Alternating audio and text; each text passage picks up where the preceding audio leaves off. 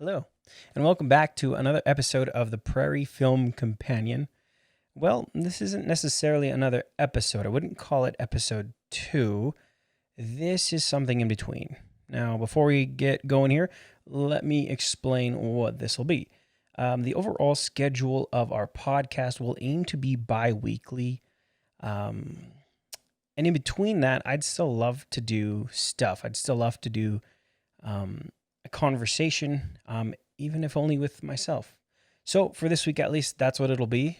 What I decided to do is, besides the kind of larger format, multi-host setting of a podcast and discussing topics and films, I'll be having something more personal and more individual. That can morph and change. It's not set in stone, but I thought I'd try it out this week just to see what it feels like. So without further ado, let's go. Here we go. So this week's film will be What's Eating Gilbert Grape? Yes, this is a DVD cover. Please do not judge. I did watch it on Amazon Prime in HD for those who care. But I'm not going to go into the depths of the history of the film and production quirks and all of this. All of those facts are interesting, but that's not really what this is about. I think I started watching films of this nature, that is, films in this more melodramatic 90s style when I was young. I would rent movies and take them from the library, and for some reason always took more dramas than anything else. And I remember getting Gilbert and being very, very astounded by it. I don't recall what age I was, but I knew I was young, and I could still sense the nuance of the characters and what the film, at least I feel, was trying to portray to me at the time. I think at the time I was young, so my perspective was much more from the younger characters, the sister, even Arnie himself. Growing up with two older brothers myself, I could really identify with being cared for, being loved, being celebrated, but also being treated like a child. And it's funny that although Arnie, the character, has a mental illness, which everybody is very obviously aware of, and they accommodate for that, he's still very much a child in many ways. It's interesting that he's 18 years old, that he's on the cusp of what should be adulthood, and we get a lot of vignettes of what adulthood and childhood are throughout that. His own sister is this younger girl, I believe 16 or so, and she can't wait to be older. You know, the classic trope of, dressing up, wearing makeup, being more mature, being the guardian. We have the older sister being the matriarch, the mother, the one who is fully into adulthood, and now it takes care of the family, and that is her role. That is her position in life. When we get to Gilbert, he is an adult. I actually don't even know how old he is or supposed to be in the film. But he is supposedly an adult that has missed out on moving on in life, an adult that has not had the proper direction, I guess, in what a general, big, broader American term would be. And then we have his mother, who is obviously very overweight and is almost part of the house, as Gilbert himself describes many times. But when I was younger, I didn't necessarily identify with wanting to be an adult or those characters that were going through their own adulthood. And upon watching it now, it definitely resonates on a different level. Of course, I think even more so is a lot stronger vision seeing it through Gilbert's eyes. Gilbert struggles with family and his role in it. Not only has he had to step into the role of a father and care for everybody, and in a way provide as well. Although interestingly enough, in the film, finances are rarely discussed. It's understood they're from a lower, maybe even poor class in middle America. But there's never an issue about, the house isn't being paid, bills and food and things of that nature. Yet he still adopts this role of a caretaker, of a provider, of the father of the house, of the man of the house. And of course, we see that really clearly in his interactions with Arnie, which becomes a very important arc in the film. Um, but I was able to identify a little more strongly with Gilbert this time. I mean, myself, um, in similar positions, having to care for others, having to be cared for, kind of stepping into the role of the man of the house, and in some ways as well as a father. Not that I am one, but that there was a lack of a father in my own household, and that I noticed I had to step into that role in some way. And seeing that portrayed and just watching it again, it really helped me understand Gilbert's struggle a lot deeper. Gilbert feels like a young man who doesn't know his way in life, who is unsure of what step to take, so he stays in the comfort of protecting his family, of his very small town grocery store job, and of the illicit affair he gets himself into. And he stays in the comfort of that, not really sure of where he should go or what to step into, but just knowing that those things are always going to be there. He is always going to have some sort of identity, even if it's not the one he wants, but they'll be there.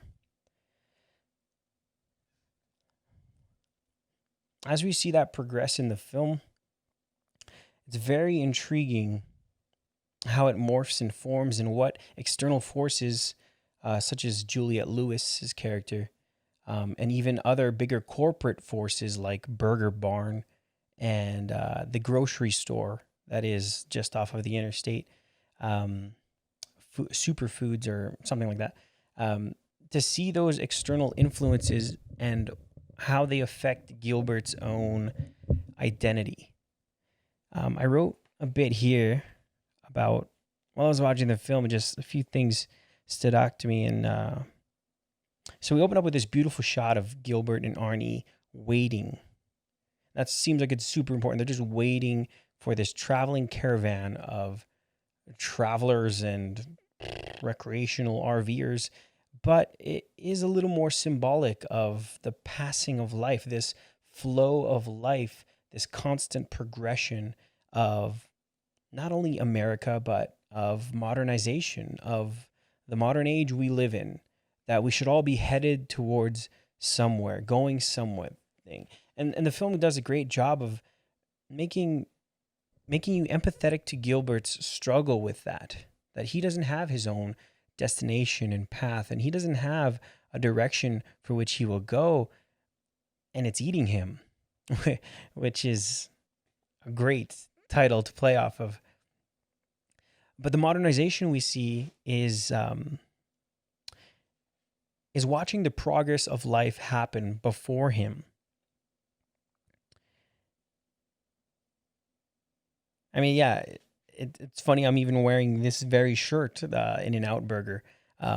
In ways, I liked it just because it's a cool shirt from this place that I ate once when I visited LA. But in other ways, it is also a representation of the very thing that this film is showing us, this big wave of inevitability, of modernization, of things to come, of new ways of doing things. John C. Reilly's character starts describing to his friends, I think it's, I forgot the guy's name, but he starts describing to them the innovation of cooking oil and how the fries taste better, how it'll be much more smoother and richer and better tasting and much more efficient and effective way of pumping out food.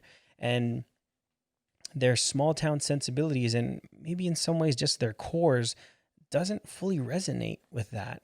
And I bring up the shirt that I wear because I think it's cool, but it also is a representation of that, of this modernization, this efficient way of doing things en masse. I think the film is criticizing it I think it is saying, look at this big, ominous, unstoppable flow of modernity coming to change your way of life. Of course, there are some good things of it. It's bringing jobs to the town. I mean, there's a jubilation about all of these burgers. But there's also this distinct, almost melancholic thread throughout every moment that modernity is faced, where you see Gilbert not react to them with awe or with excitement or his own intrigue, but rather a deep sense of melancholy of, is this it? And we see this when he has to go buy the cake for Arnie after his sister drops it when Arnie runs into him. And he walks into the supermarket, and as soon as he steps in, it's all bustling and moving, and people aren't even looking at each other, and they don't even greet each other, unlike how they do in the small town. And they're just too busy doing work and working for this big, giant organism. And all Gilbert wants is to go get this cake. And even when he asks for it, he feels out of place.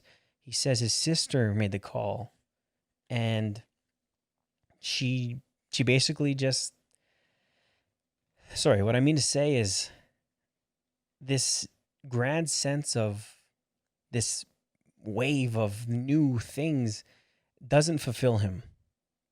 As he's stepping out of the double doors that automatically open, he sees his own boss, and there's a beautiful moment where he realizes it's almost as if the own good nature that he has built within him, the caring, the fathering, the love for his family and friends, and even the desire for more in his own life, it's transgressed upon there. And he realizes that he wanted something more. He wanted something of value, something larger than himself. Pardon, I might have been floating around in that final point. What I mean to say is that when his boss sees him, part of him is changed. In just buying the cake from the new supermarket, part of him has changed. Now, keep in mind, this film came out in 1993, and I'm sure at the time there were plenty of supermarkets. I don't think that was anything new. Maybe for smaller towns like it's set in, for sure that could be new. But in our current day and age, this is the only place we get groceries, the only place we go to. In fact, recently I was at Costco with my mother, and I absolutely detest Costco with all of my being. I am unapologetic about it. As soon as I step through the doors, my demeanor changes. And just seeing the throngs of people buying overpriced things for vast quantities that they barely need, I even walked past an older couple saying, "Oh, we should get this because we need some."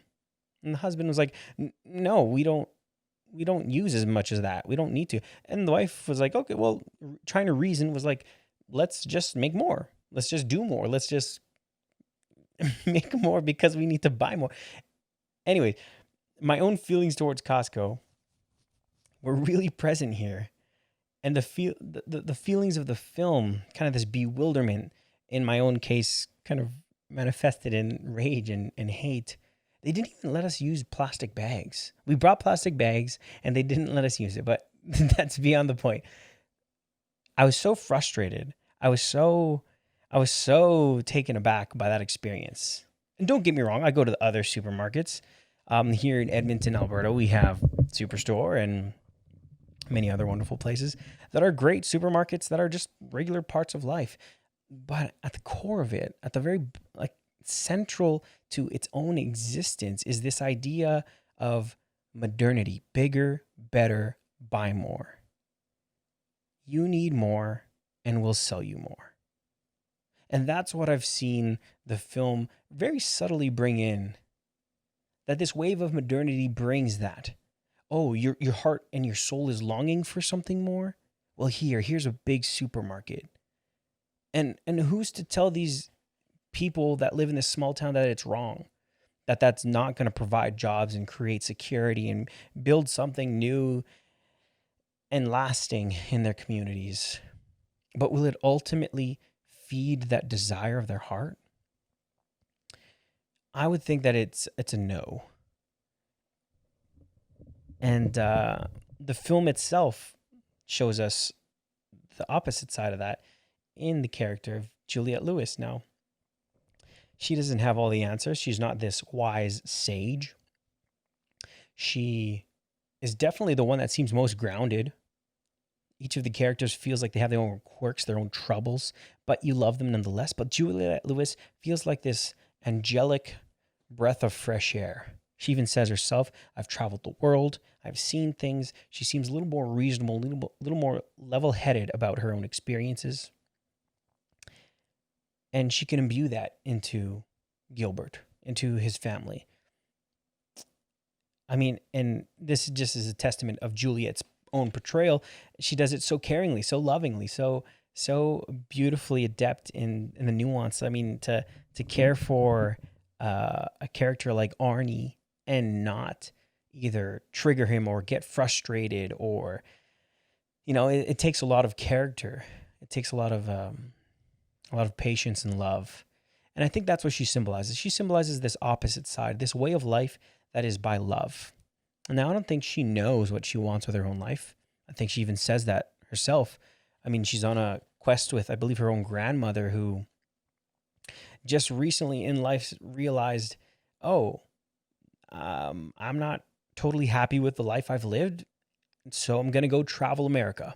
Maybe she doesn't do it regularly, but she does it. She's on this journey with Juliet Lewis's character. All of that is to say that the film poses these two things on the opposite sides. One of this larger, inevitable organism, modernity, fast food chains, bigger supermarkets, as they're represented in this film, versus a way of life that is based on love. And not even that love would be without ease.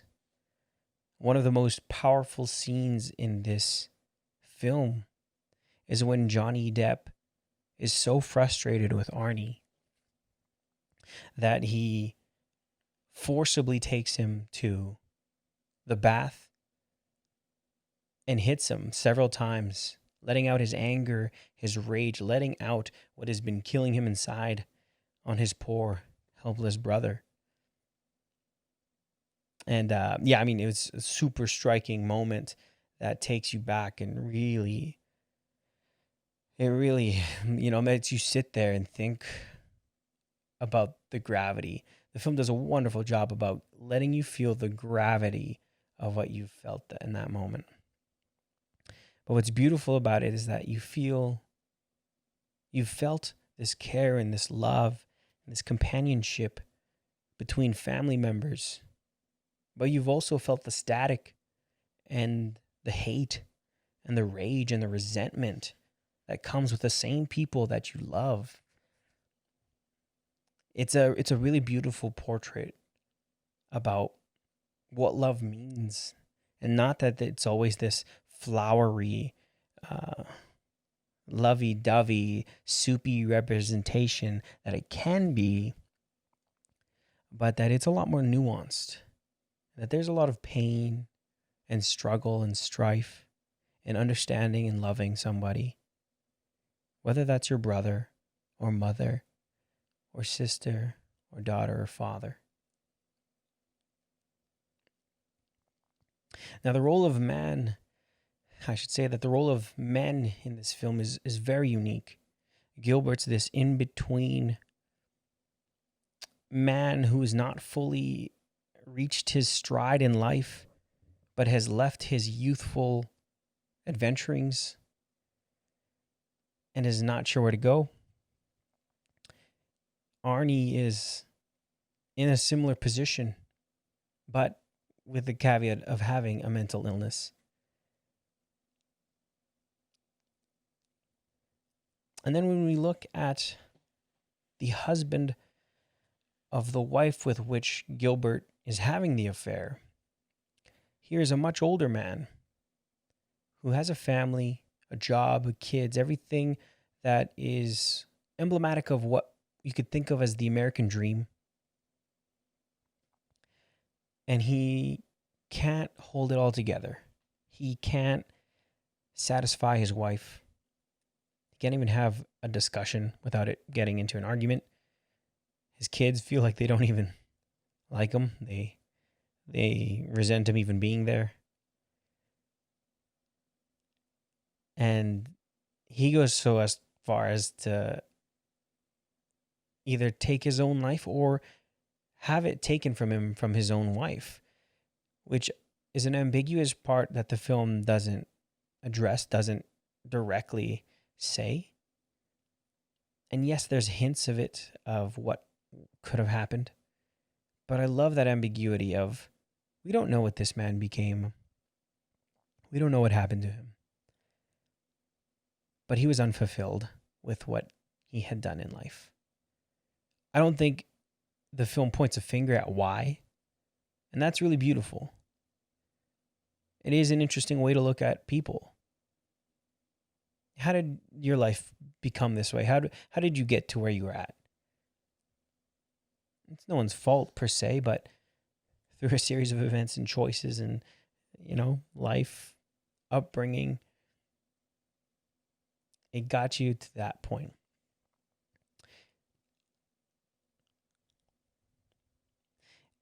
And Gilbert's own father is only ever spoken about in regards to his own suicide, in regards to his own absence. And obviously, this has been one of the biggest forming factors of Gilbert, himself trying to step into that role as a father, but also ignoring the emotional impact that losing him in such a horrible way had. It's really unique to get Arnie's character almost laugh at his father's suicide. Oh, pardon-moi. It's really interesting to get Arnie's laugh at moments when they're discussing their father's suicide, because obviously it's a moment nobody should laugh, but because of his mental condition, he's allowed to.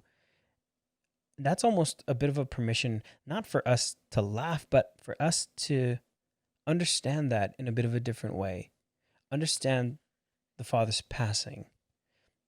I don't fully know what I mean to say here, but for me, what it allowed me was a bit more empathy. Empathy for why he would take his life. Empathy for why Gilbert would want to fill that role. Empathy for the mother and how she could get to a point of letting her body become one with the house itself and get large and out of hand.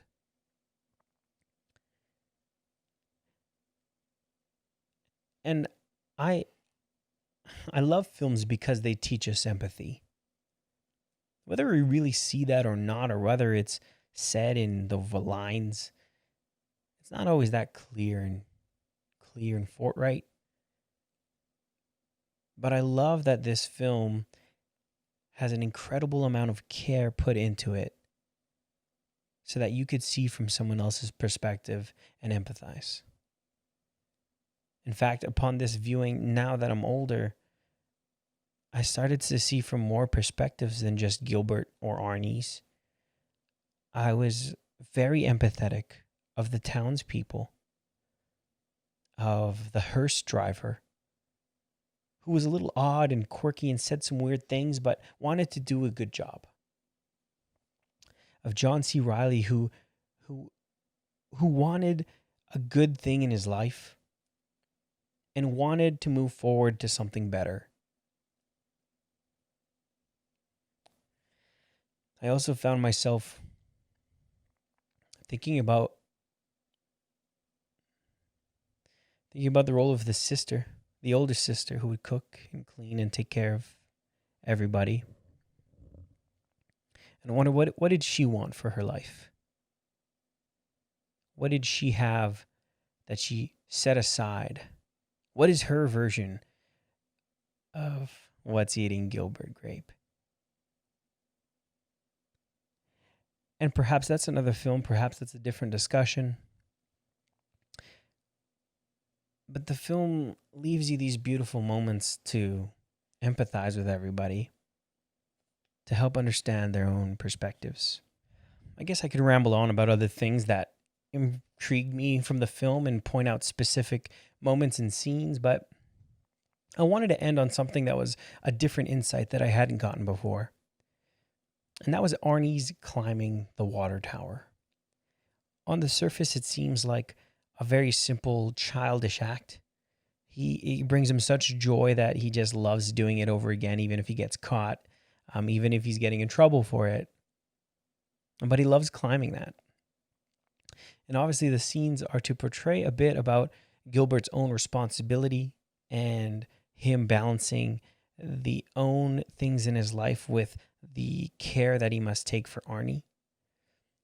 But as I started to think about it, especially on the last time he climbs up, Arnie reaches the top. Before that, he hadn't. He had stopped, he looked around, and he was kind of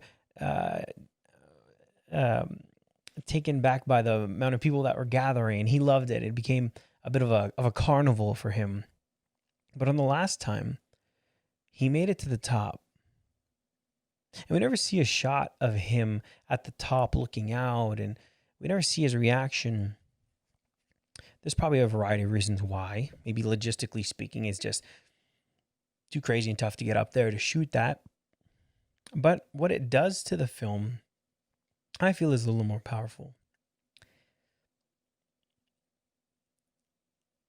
In a weird way, Arnie was trying to climb to reach a different perspective. Maybe to see things outside of the way that he normally would.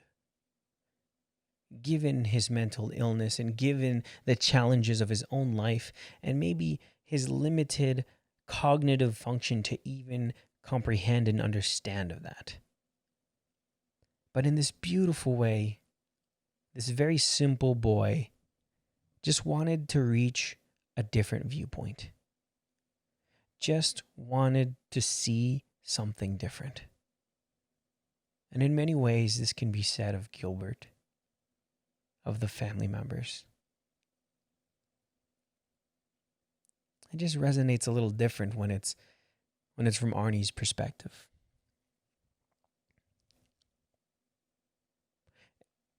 Now, it could be beautiful writing, a mishap of the film coming together, or brilliant directing.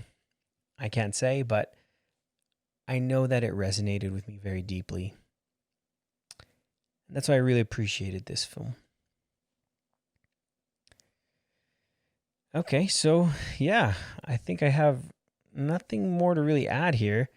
Funny enough, I think I hit most of the points that I had written down. So that will conclude this week's episode, or half episode. What should I call this? 1.5? 0.5? We'll find a name. But this concludes this week's episode. Thanks so much for joining, for listening. I highly recommend the movie. I'm sure a lot of people have seen it, but if you haven't, just going to move it back and forth so it catches your attention a little. And yeah, Lasse Hallström is an amazing filmmaker. I haven't seen all of his films. I want to see more, especially Cider House Rules. So those may be for some future dates.